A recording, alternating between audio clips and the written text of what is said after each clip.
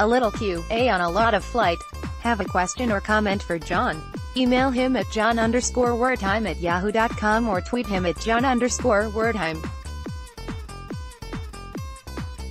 Was the women's event at this year's Australian Open the best the tournament has ever had?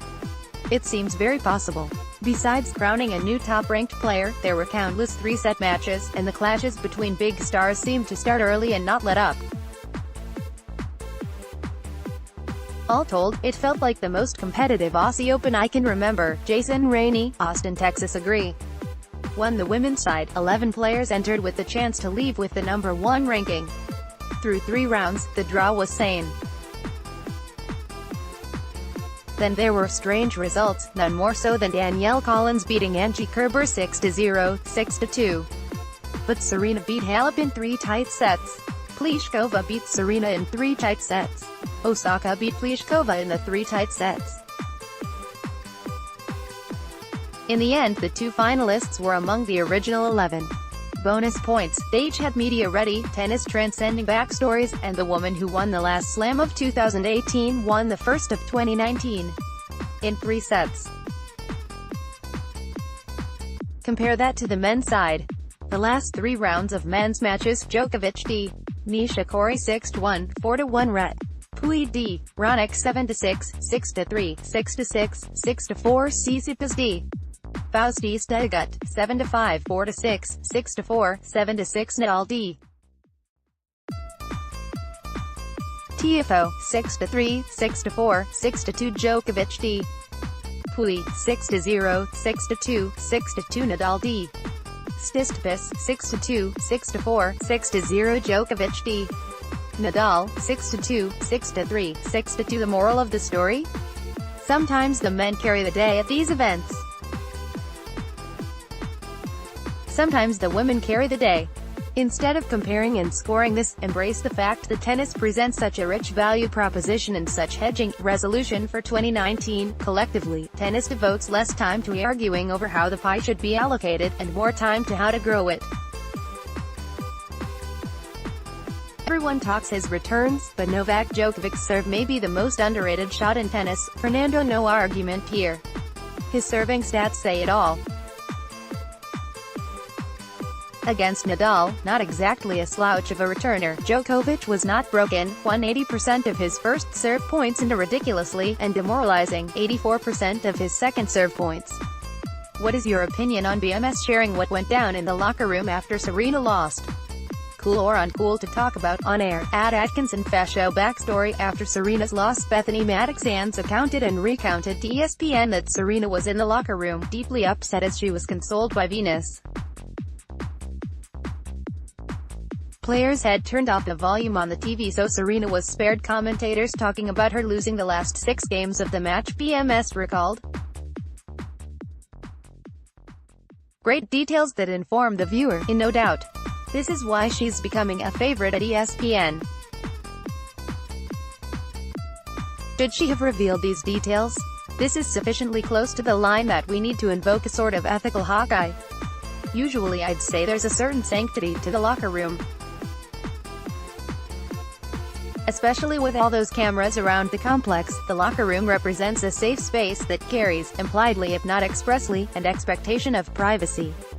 I recall that a few years ago in Paris, players were displeased when competitors in the Legends event saw Serena in discomfort in the locker room before latter-round French Open matches, and promptly revealed this on television. But context is important, too. BMS is longtime friends with Serena and a fellow American in her mid-30s. She knows the code as well as anyone. She was, I'm sure, cautious not to overstep or breach any confidentiality. There is a lot of Monica Seles in Osaka's game. James, Portland. We engaged in a similar thought exercise in the TV compound.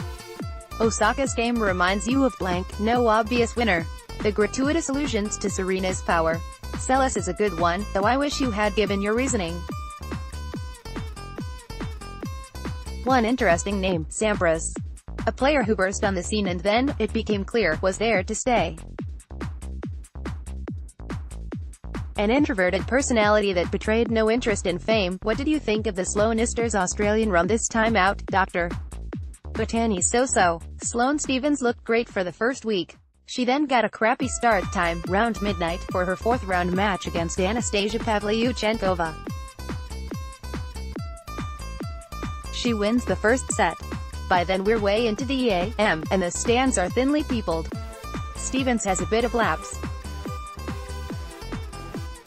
With no energy in the stands, it was as though everyone went flat. She ends up losing in 3 sets.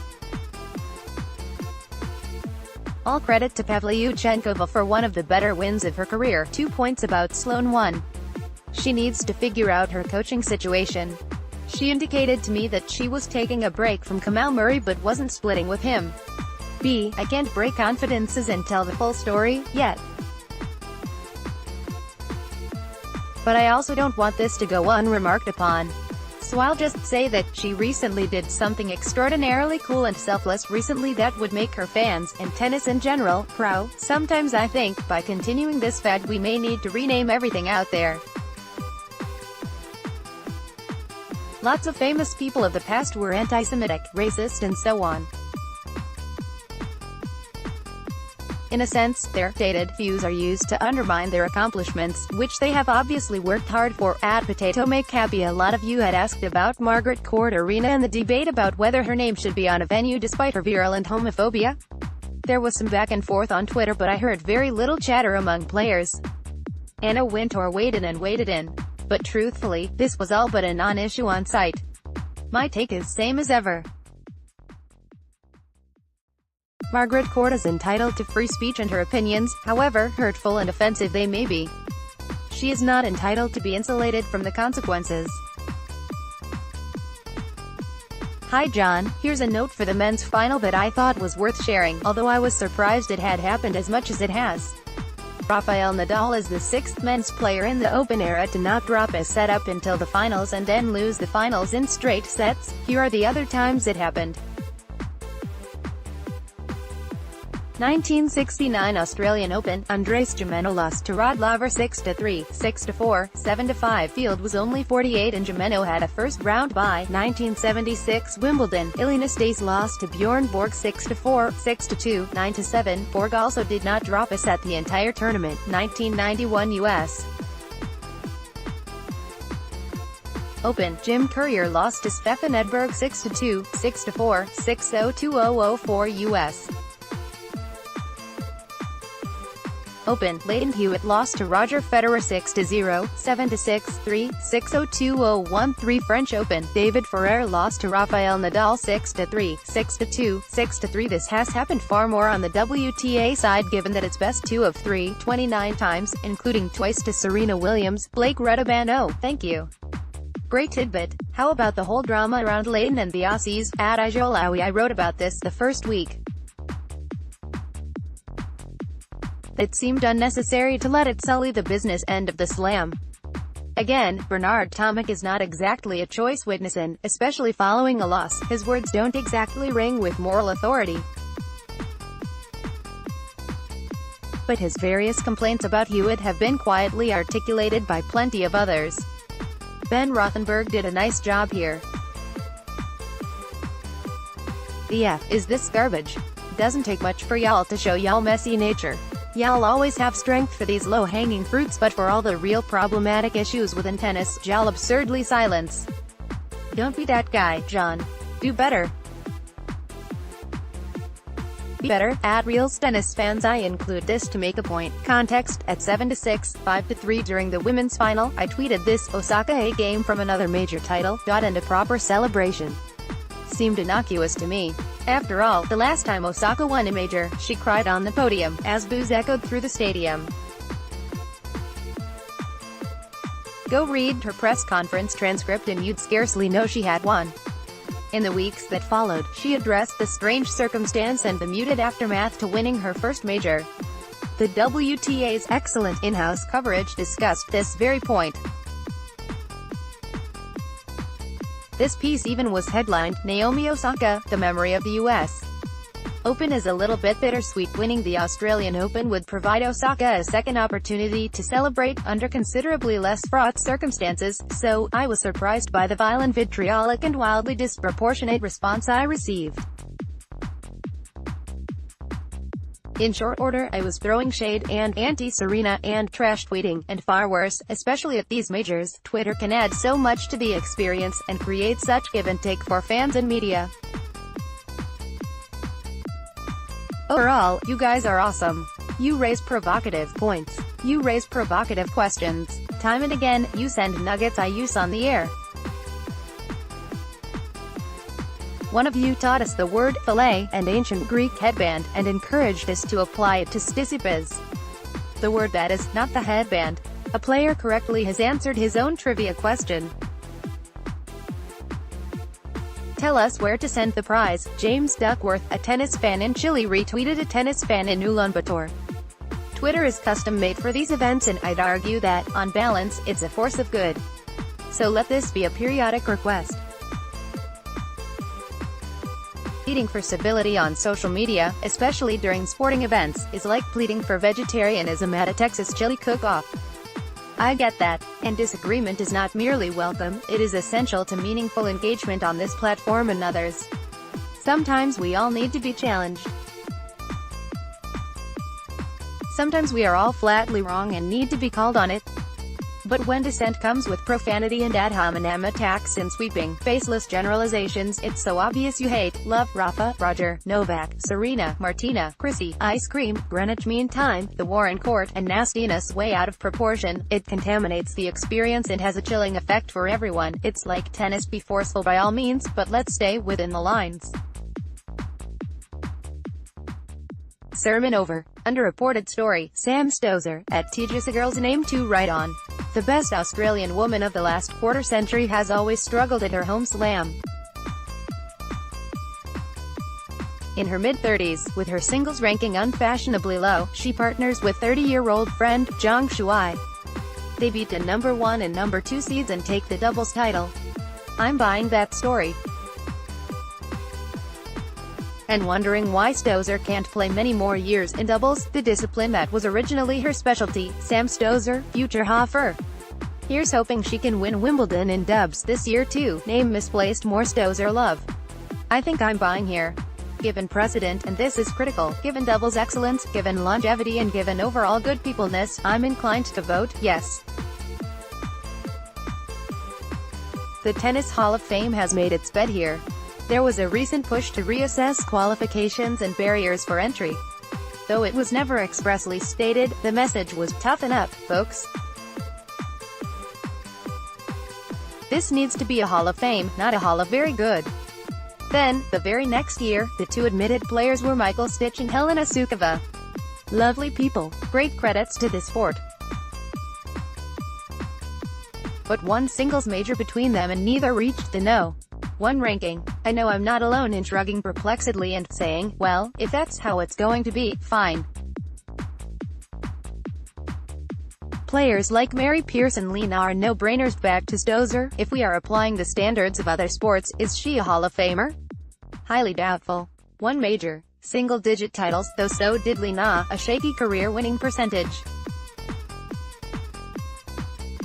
Though Stich was under 70% as well, but in the tennis ecosystem, and with the standards that have not only been set but have been reinforced, she's certainly in the conversation. Why do we keep calling it the Big Four in tennis? Andy Murray has only won 3 majors, same as Stan W, and the other 3 are in the high teens at minimum. Yet I keep hearing this term. It's the Big Three, Paul S. Yes, a theme for this week is err on the side of over-inclusion. The tennis ogre might point out that especially as the first member of the quartet to retire, his candidacy is further weakened. But look at Murray's career, his body of work, his appearance in Grand Slam semis, his Olympic gold, and I'm okay adding him to the band. Meanwhile, here's our new nickname for the other 3. Did I miss the tip of the hat and golf clap for Lucy Safarova, who quietly retired due to lingering illness, French Open finalist, a set away from victory, and a multi-slam doubles player, and overall a seemingly nice person? Dwayne Wright, you are correct, both in your observation and your characterization. Safarova, I'm told, didn't want to schlep to Melbourne when she didn't get a singles wildcard and is hoping to return for one final hurrah, perhaps in Miami or Charleston to play doubles with Bethany Maddox-Sands. Speaking of, it's a shame at WTA not demanding the men get paid less prize money when they put in so much less time on court than the women, at Kelly PGK exactly. Another example why they play best of 5 versus best of 3 is such a fatuous and easily obliterated argument. Never mind the 54-minute retirement win in the quarters, Djokovic, who doesn't exactly play at a fast pace, was on court for barely more than an hour in his 6-0, 6-2, 6-2 laparoscopic surgery of Lucas Pouille. The corresponding women's match went 6-4 on the third. I also say that if I'm the WTA CEO, my response is, we'll play best of 7. We expect to be paid accordingly. Want to argue equal pay as a value proposition? Fine. Agree or disagree, that's valid grounds for starting a conversation. But overall, can't we agree that when men and women compete under 110, equal prize money is the way to go? Sometimes the men will drive the event. Sometimes the women will. Darren Cahill noted late in the tournament that ESPN's best-rated match was Serena versus Pliskova. A lot was made of the pressure Tsitsipas and Pouille faced playing their first Slam semis. It made me think about players who not only won their first Slam semi, but went on to win the title. While I haven't done an exhaustive search, it seems to be a pretty select group. Federer and Nadal, of course. Serena and Sharapova, Sampras, Borg, Philander. And fewer of the first-time surprise winners than I would have thought, though Osaka, Ostapenko, Myskina and Kuznetsova all made the list. Helen of DC great point, it's either flukes who caught lightning in a bottle, Gaston Gaudio, Eva Majoy, Elena Ostapenko, so far.